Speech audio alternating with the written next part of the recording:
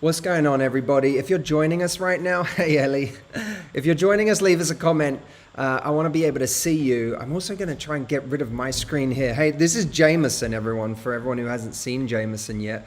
I'm going to try and get rid of these screens so I can't see myself, but just your comments. There we go. I think that's better. Hey guys, what's going on? Wow, so many of you already. This is great. Kimberly, what's up? Beth, hello. I don't know, when was the last time we went live on YouTube? Long time. We decided to go live. Well, firstly, it would be nice to go live a little more often. But we want to change the way we do this a little bit. Something a bit different from what we do elsewhere, and just have a chance to hang with you guys, say hello, see what you're up to. Willow Bark says, "Hi Matt, you okay?" Yeah, I'm all right, mate. Doing all right. I don't know much about what we're going to talk about today. Jameson, I suppose, is going to fire a couple of questions at me. Lynn, yes, I'm live on YouTube. Hello to you. What's up, Alexandra in Russia? Twilight in Manchester. Jay, what should we talk about today? You know, we have people coming in live. Do you know when I sometimes listen to those mindless sort of podcasts people do when I'm like brushing my teeth, because I get so bored brushing my teeth that I just listen to podcasts during that time. But I don't, because it's the end of the night, I don't want to listen to anything that's heavy or difficult or requires a lot of bandwidth. So I'm just looking for someone chatting about whatever, that I can just feel like I've got a bit of company while I brush my teeth. I sort of hope, Jameson, that this is one level above that. Right, you're dreaming big. But not really. I don't want this to be really difficult for people to sit and listen to. I just want it to be somewhere in the middle of what you'd listen to brushing your teeth and something you'd go to really consciously to change your life. Okay, yeah, that's really great. Then in that sense, what else can you tell me about the Jake Paul fight? The Jake Paul fight, really? That's where we're starting? No, well... That's brushing your teeth level. Well, I wasn't going to start there, but you really brought it there with the brushing the teeth. Now, can people hear you? Are you mic'd? And can you hear Jameson okay? I'd love to know if you can hear Jameson. Jameson, say hi to us and let's see if people can hear you. Can people hear me? Hopefully they can hear me. I'm not planning on talking much, but so I have this mute button here. I was not quite prepared for this setup, if anyone can tell. I'm not quite prepared, but we really wanted to go live with you guys, and so this is what we're doing. All right. Well, Ellie Gray says your setup is amazing. We can hear him. That's great. Oh, I think we're on something already, Jameson. All right. So they say you're not super loud. So you do sound far away, apparently. Oh, well, that shouldn't quite be the case. You're faint. But here's what you should tell everyone about, Matt, is what we did this weekend. So I thought it was really cool. In fact, it was something we did something this weekend that you talked about on your retreat. I'm including our little trip as part of your 90-minute challenge. Yeah, so we just did the virtual retreat about almost exactly a month ago now. And one of the challenges from the retreat was for everyone to do what I call a 90-minute challenge, which is to find somewhere that they can get to within 90 minutes of where they live. And you could do a 90-minute plane ride. That certainly opens the thing up. But it was designed actually for to be a pandemic-friendly activity that you could do within a 90-minute drive from where you live.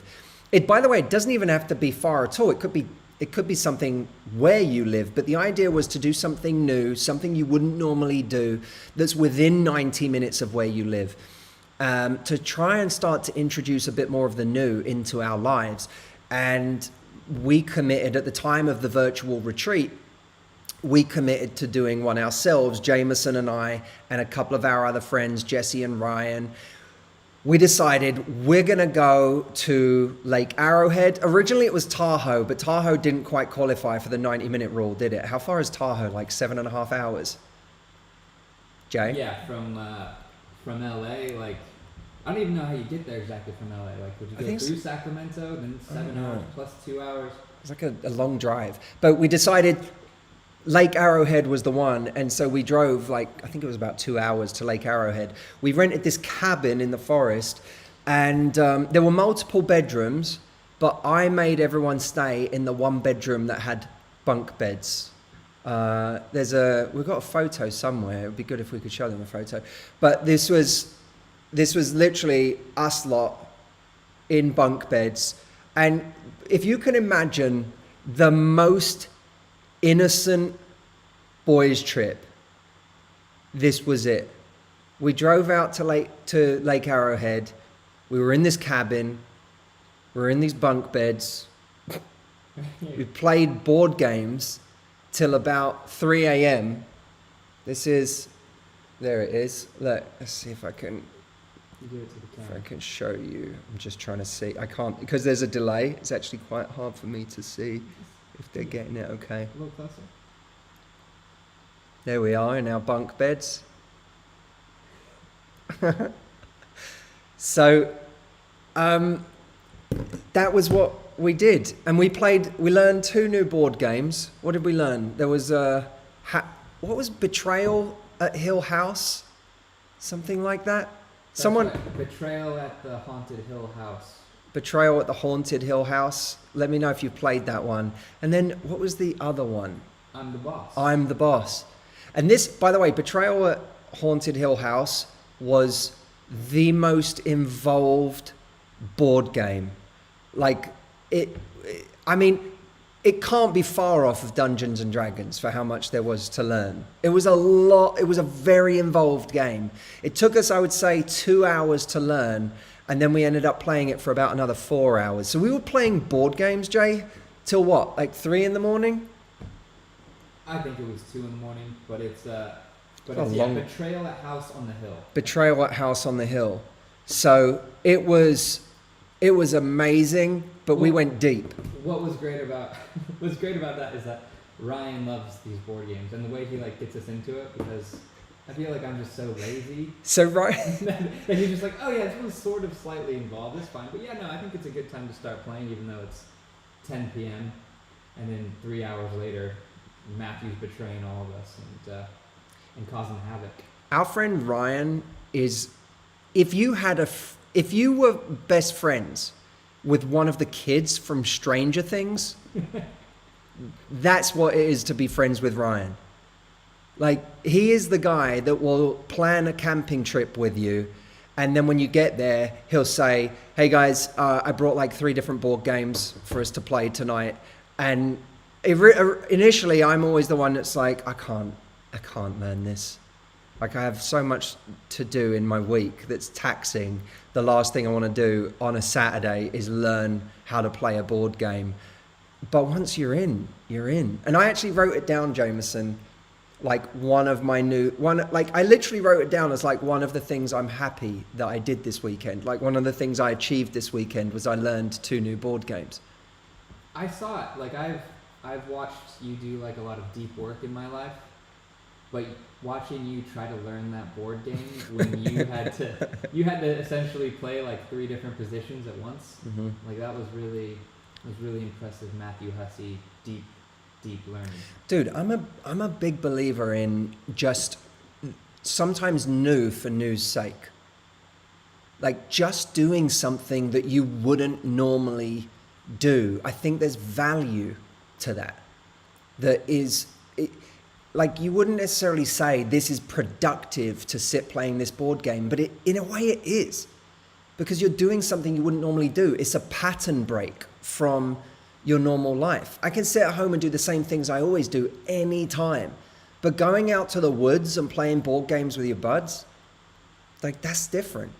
And I'll tell you, I have to learn that lesson every time I sit to play a board game or do something that's a little bit extra, that's a little bit more than just sitting and watching a movie. Because what happened? The next night, we watched, we were going to watch this Jake Paul fight, right? Mm-hmm. And we don't have to get into how that went, but I think by the end of it, we weren't feeling like it was as fun of a night as the night before, right? And we were just kind of worn down by the whole experience. But then what happened is Ryan was like, well, do you want to watch a documentary or do we want to play I'm the Boss, another board game? And I was just like so tired. I didn't want to do anything. But again, the Stranger Things friends like convinced us to play I'm the Boss. And sure enough, like 3 hours later, we're having like a blasty blast. The best time. The best time. Rebecca D. Now this comment was hidden by YouTube, Jay. Good. But Rebecca D, in her comment that YouTube flagged as potentially inappropriate, said, all Matt Hussey work shows you how to set boundaries with fuckboys. Now, I'm actually going to take it generously to say she's saying like that's a good thing. Oh, that's definitely what she's saying. Right? Yeah. I don't know about all my work. I've sincerely hoped 14 years of coaching people in their confidence, their emotions, the way they approach their life, their relationships, their relationship with themselves, hasn't all been reduced to one singular notion of handling fuckboys. I mean, tell me we've done more than that, Jameson. It's an interesting. A criticism I've heard before is that Matt's advice works if you believe that like people are kind. It's like a sort of a You've heard that as a criticism. Yeah. Like Matt's advice is like with an optimistic view of the world, and a lot of people's advice is more cynical, I guess. Like, so in a weird way, the comment I've heard more than this one is sort of the opposite, where it's like your advice works for people that actually have good intentions or have the potential to have good intentions, where other people's advice is more like, or some people's advice is more like, get what you want in the short term or whatever, and then it's just I don't know how that ends, but I think it's we teach people. Also, we do spend quite a lot of time on how to swerve the wrong people. Like that, knowing what the wrong behavior is and how to avoid it is definitely a big thing that we do. Well, it's so lovely seeing all these comments here. Rebecca D's comment. Your comment's been flagged again, Rebecca D. You're 2 for 2 on comments not being allowed by YouTube. But you said, thank you. Here, I'll approve it. Thank you for affirming his work is more than fuckboys, Jameson. That's why he's here. I'm with Karen. I'm with Jameson right now, who's with me. Now, Jameson, how's it all going? Are we looking good? Apparently not. I don't know. I mean, theoretically, I'm mic'd right now, and people should be able to hear me. But they can't. Walk around, but I'm still hearing that I'm faint. Yeah. So can you hear me now or no? I don't think they can hear you properly. But if you can't hear Jameson, tell me how you can hear Jameson, good or bad. This is very much a test run. We're figuring this out right now. We want to do stuff like this more, but you know. One day I'll also get tech. like a mic. Lavinia says it's clearer now, Jay, and you know, Lavinia's a trusted source at this stage. People are saying not as well as me. Well, that makes sense, but it should be decent. So we'll people adjust are saying sounds like you're in a tunnel, a bit echoey. That makes sense to me. Some people are saying we hear him really good though. So what we might just be seeing here is the spectrum of hearing ability in the audience. All right. Okay, well, Erica says, just brushed my teeth. That's funny. That's good. That's really good. What else we got going on, Jay? Well, I guess this is something I'm always curious. I'm always surprised actually to find out exactly what you're reading. I think I know what you're reading right now. But yeah, what books so far? I mean, we're a quarter of the way through the year. What books so far have you been enjoying? What am I reading right now? I'm reading a book right now. I just started a book by David White called The Three Marriages. which I haven't read into enough to speak with any intelligence on it, but the concept of the book is that there are 3 marriages in our lives. There's the marriage to somebody else, there's the marriage we have with our career, our work, and there's the marriage we have with ourselves. And I'm a big fan of David Whyte. He's a British poet, but I particularly love the idea of this book because I think of, sometimes people say I'm afraid of commitment, but you'll see them commit in one area of their lives and not in another. They have committed to something. They've committed to their work, let's say. So it's not that they're afraid of commitment across the board, but they might have convinced themselves that they can't handle commitment in a certain area. We experience different marriages in our lives. And I love that idea of working on all of the marriages. I've been doing what I do now for 14 years. That's the longest relationship of my life outside of my family, is my relationship with my work, with my career, with my professional life. It's a kind of marriage. And throughout that marriage, I have fallen out with my work. I've had plenty of arguments with it. I have grown tired of it. I've recommitted many times. I've found my passion for it again many times, and I've worked on it consistently over the years. So that's a marriage. But there's also the marriage to ourselves. One of the things we talk about on the virtual retreat a lot is the marriage, the relationship. Before David Whyte, I never framed it as a marriage, but the relationship that we have with ourselves, that we have to start seeing as a relationship, as something we want to work on, that's worth working on, because of course it's the relationship that has the most impact on our happiness.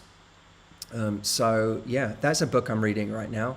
I'm really enjoying that one.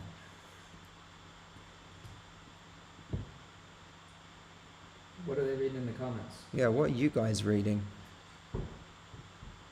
Some people, well, BTO says I like Jordan Peterson. Have you read his? Are you going to read his new book? I want to read Jordan Peterson's new book. Yeah, but I didn't get round to read. I only read part of the first book. I didn't get round to reading. What is it? The 12 Rules. 12 Rules for Life. For life. Yeah, and this one, the next one's what? 12 More Rules. I don't think that's what it's called. Oh, I thought it was. I thought it was that too, and then I think he said it's something like called Beyond Order. Beyond Order. Okay, yeah. Mrs. H just finished Russell Brand's Revolution. Yeah, actually I did. I just finished that too. I literally went through that in the last few days. What a writer. I mean, he's a brilliant writer. I really, really enjoyed that. Rinsky, happy to have you here on the live stream. Thanks for being here. Celia B, what's up, Celia? In the comments, I see you there. Read the 40 Rules of Love. I like it. Kayla, Eckhart Tolle, A New Earth, Life Changing. You're making me realize how much reading I've actually done. I read that in the last few weeks as well. I've got maybe a couple of chapters to go, but yeah, I just read A New Earth. Really interesting stuff. What did you think of A New Earth, Kayla? I'm curious. Unbearable Lightness of Being, very good. Atomic Habits. I heard Atomic Habits is good. I haven't read that. Yeah. I started rereading Tribe again. Yeah, I want to read Tribe. Who is that? Sebastian Younger. Younger, yeah. I've got that on the bookshelf. I want to start reading Tribe. Guys, I've thought about this so much this year. I am really big into Tribe right now. Like, of all my goals, the Tribe is up there as the most, I think it's the most important goal. The two most important goals to me right now are creating beautiful work and building an amazing tribe. Those are the two big goals I have this year. Money is not the primary goal.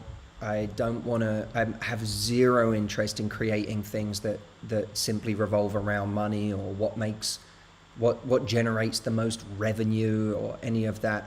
I'm really, really driven by creating beautiful work. And I'm working on a new book right now that I think is the best writing I've ever done. In fact, it for sure is the best writing I've ever done. I'll talk more about that later in the year, but I'm really proud of it. You know, it's something I'm having a beautiful time writing it. So creating beautiful work is one of the big values for me this year, and the other is creating an amazing tribe connection with other people, with family, with friends. It's part of why the trip to Lake Arrowhead was important to me. It's why the board games actually are very aligned with my values, because it's like, you know, just spending that time, spending quality time with my friends and especially certain, like the male bonding that I'm getting in the last year or two has been some of the most special times in my life.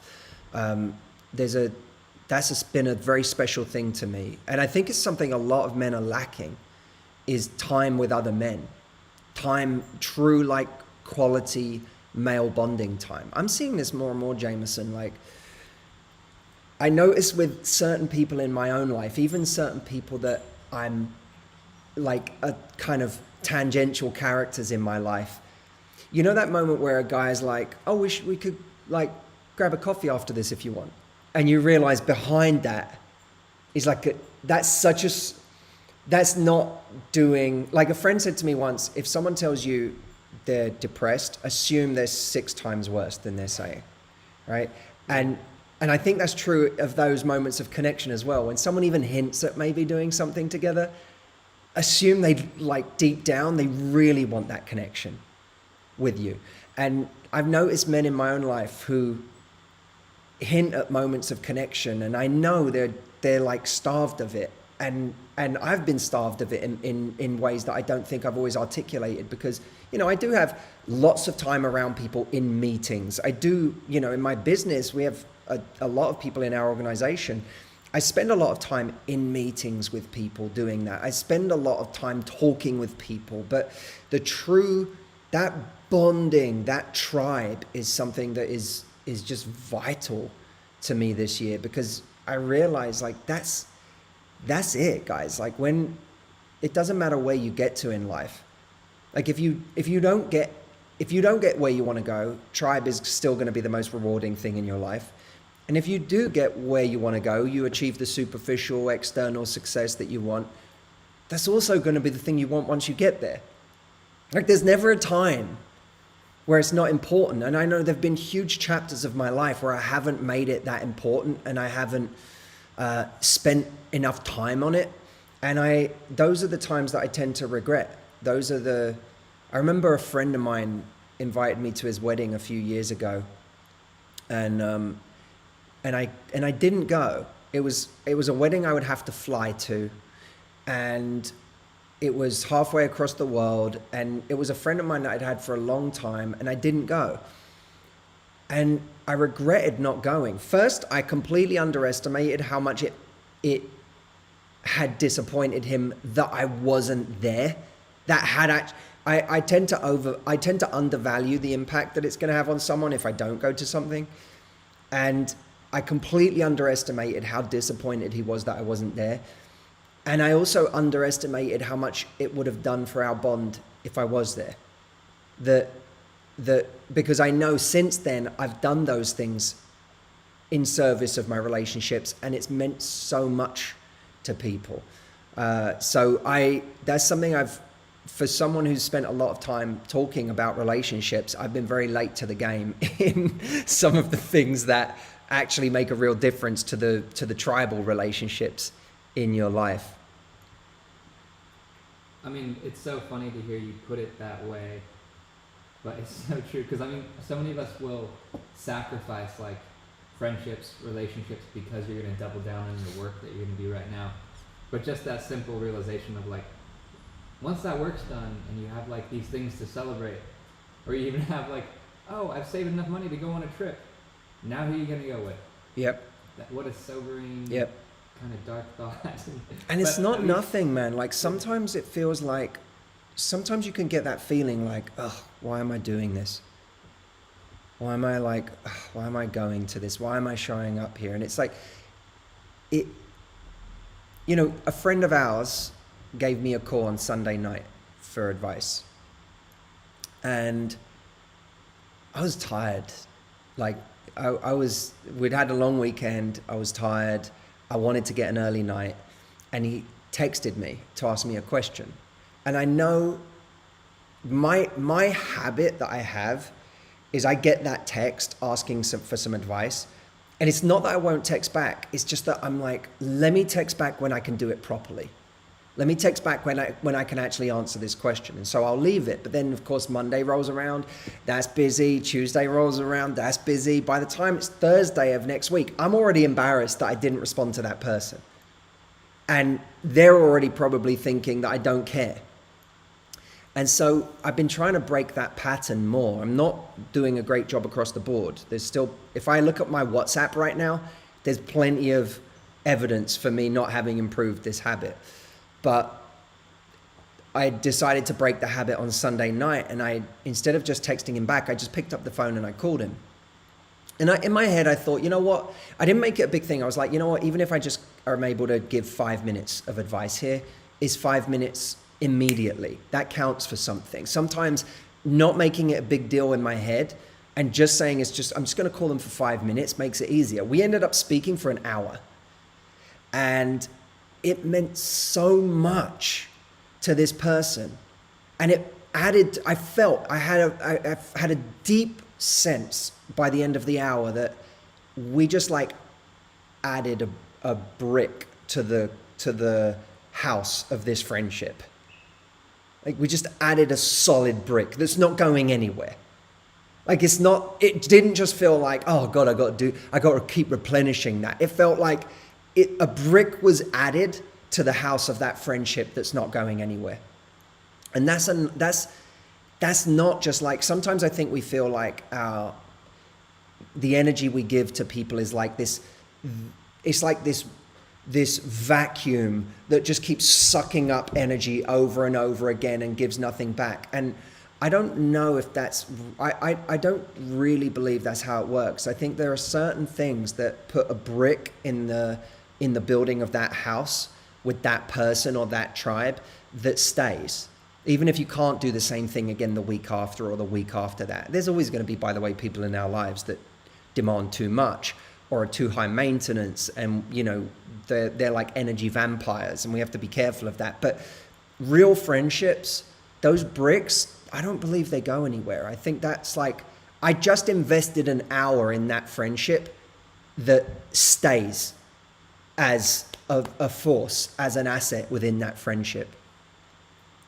I love that analogy so much, because I've always found that to be true with like the real life, the lifers, like the lifetime friends you have. It's not to say that the brick doesn't need some maintenance. It's like you can you set the brick there, and yeah, if you just leave it, it can get moldy, it can get weathered. You need to like pressure wash that brick and like clean it up every once in a while. But I think that's so true. Like the right people, you can get right back into it. Yep. As long as they're not, the energy vampires. It's not wasted. Any of that effort is really not wasted. No. It's just they're deposits. They're deposits in things that matter. And I think that sometimes we see relationships as very black and white, like I've either ruined it or I'm killing it. And I said to you, like I have a friend at home who, this was one of the hardest phone calls I've had in a while, where I was, I actually said to him, like, hey man, I'm going to come see you the next time I'm home, home in England. And, and he was like, well, why, he was not happy with me because the last few times I came back, I didn't see him. I didn't have a lot of time. And that was the excuse I used.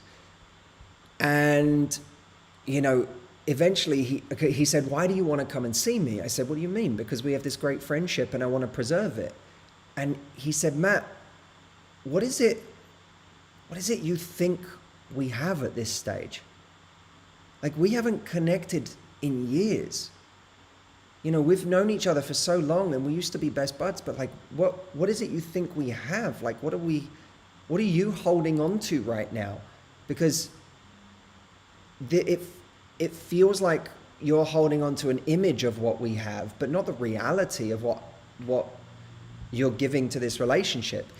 And that was an incredibly painful thing to hear. Because at first I got defensive and I was like, what is he talking about? Like, we've been friends for so long and we know each other so well, and you know, like that friendship will never die. And like, no matter how long we don't speak for or how long we don't see each other for, that friendship's always going to be there in my life. And he wasn't saying, here's the problem, when someone comes at you reasonably and it's what they're saying is true, you can get defensive, but the truth is the truth. It wasn't that he was saying, I don't care about you anymore. It wasn't that he was saying, I don't have space for you in my life anymore. It was him saying, let's not pretend that you occupy a space in my life right now that you don't. The space is there for you if you want to come into it. I'm never, you know, he said to me, I'm never gonna have a closed door to our friendship. The door is always going to be open to us having a closer relationship. But pretending we have one right now is a farce, and it's holding on to this fantasy, this idea in our head instead of the reality of what we have right now. And that was really that was very painful to hear. But my initial defensiveness, because it was met with pure, unadulterated honesty, it dissolved. And what was left was me saying, wow, okay, I'm starting from a different place than I thought. But this is real. This is a real place to be starting from. And there was no hatred in it. There was no malice in it. It was just coming from a compassionate but real place. And we ended up talking for over an hour before he had to go. And just as he was leaving the conversation, he said, this, by the way, what we just did, that to me is friendship. Like, that time that we just had, and I got to know you and how you're feeling in your life right now and what's going on in your head, and you got to know a bit about what's going on in my head and how I'm feeling right now, that's friendship to me. That was a brick, right? That was a brick in the house. You know what's funny is I know this friend that you're talking about, and hearing the story, it sounds like almost made up, like it's so almost over the top and on the nose, but that's exactly how he speaks. It's exactly how he speaks. He's very honest, so honest, and he will cut you to the core with his honesty. Yeah, and that's the thing. But the reason I say don't be black and white about your relationships is that I could have gotten off that call and gone, well, I guess I blew that friendship. But actually the truth is, no, I didn't have what I was holding on to. But in a way, what I had was more interesting. That hour was a brick in the house. And that if I did the same thing the next week, or 2 weeks from now, or a month from now, that would be another brick in the house. And the relationship starts getting built again. I think so often we write people off because we make it binary. I'm either in this person's good books and friends with them, or we're at odds. Instead of being like, I can add to this relationship anytime I want. I can make a deposit anytime I want. And even if this person says they've given up on me, that's almost never the case in my experience. People say things like that as a defense, as a protection, because they don't want to get hurt again.